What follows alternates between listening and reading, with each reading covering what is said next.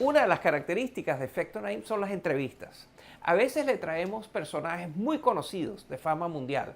Otras veces les traemos personajes desconocidos, pero importantísimos. O gente que ha tenido logros extraordinarios, o gente que nos inspira, o gente que nos enseña. El programa de hoy va a estar basado en algunos segmentos de las entrevistas que hemos tenido que resaltan algunas de estas cosas. Entrevistas memorables con personajes memorables.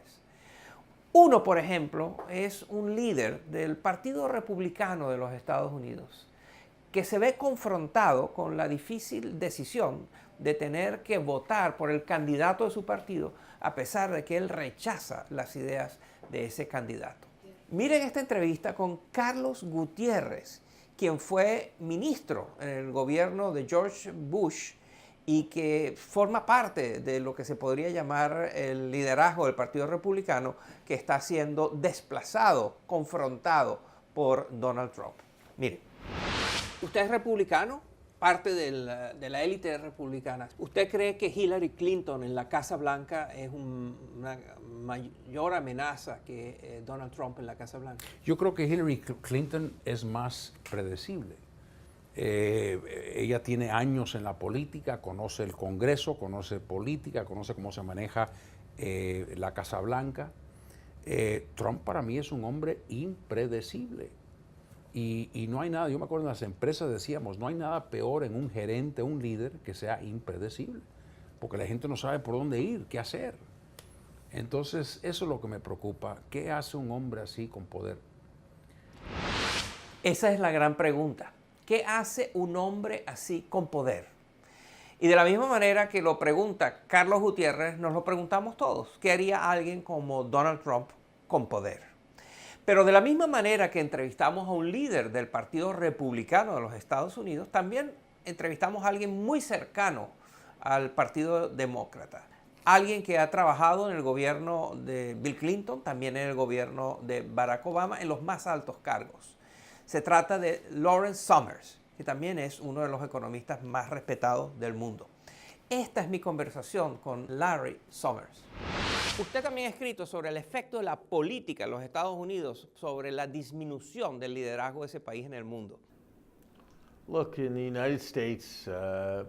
Hoy no existe consenso sobre algunas ideas básicas en los dos partidos de Estados Unidos, y el problema es que abordar los asuntos de mayor importancia, como los retos globales y económicos, se vuelve muy difícil así.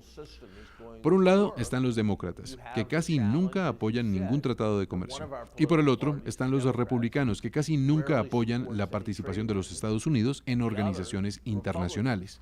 Pero sin tratados de comercio y sin participar en organizaciones internacionales, es muy difícil que Estados Unidos, la mayor economía del mundo, pueda fomentar y sostener un sistema económico global que funcione bien.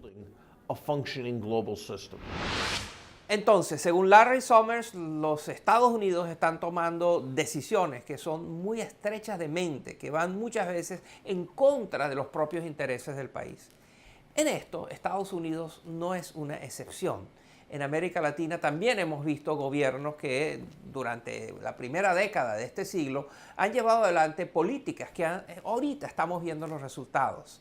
En Venezuela, en Brasil, en Argentina, estamos viendo las consecuencias de gobiernos que llevaron a cabo políticas económicas que parecían muy buenas, pero que han demostrado ser insostenibles.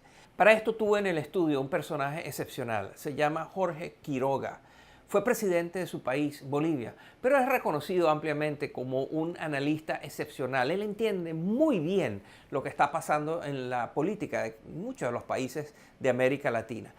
A él le pregunté si era cierto que estábamos viviendo una transición política en América Latina, en la cual los países parecían estar votando a presidentes, a líderes que están menos a la izquierda, más a la derecha de lo que habían sido sus predecesores. Esto fue lo que me respondió Jorge Quiroga, el expresidente de Bolivia.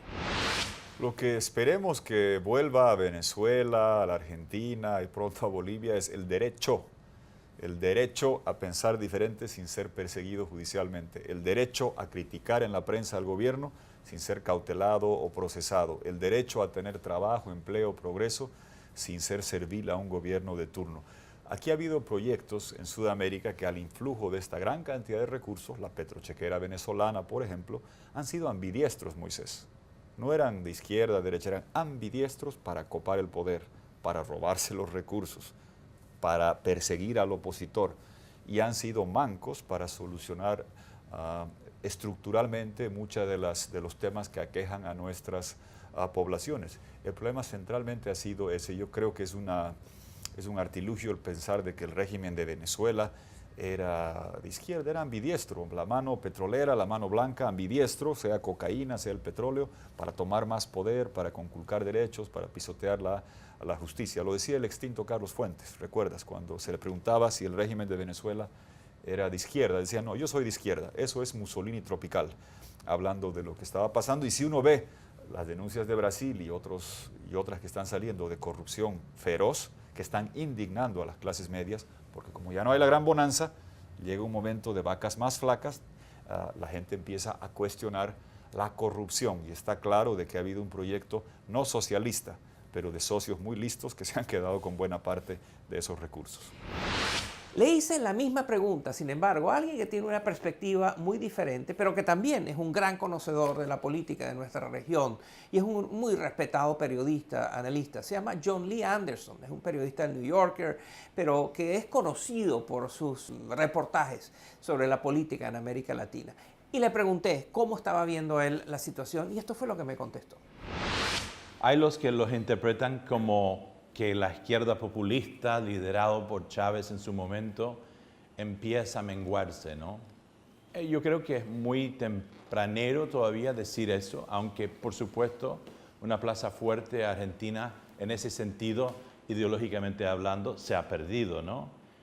Se nota también por primera vez la incursión de la oposición en la asamblea en Venezuela. Cierto que todo esto son síntomas de cambio. Incluiste, digamos, mención de manifestaciones en México y demás. Mencionaste a Guatemala, donde ocurre más bien la implosión de los estados hasta cierto punto. Estamos hablando casi de estados fallidos. Quizás sea muy fuerte definir a México así, pero tiene aspectos preocupantes, así como ni hablar de las repúblicas centroamericanas de estados fallidos o de narcoestados. La falta de Estado de Derecho, a mi juicio, es lo más preocupante que hay en América Latina. Y la razón por la cual, sean de derechas, sean de izquierdas, no logran cuajarse con gobiernos que realmente responden a las inquietudes de todos los ciudadanos.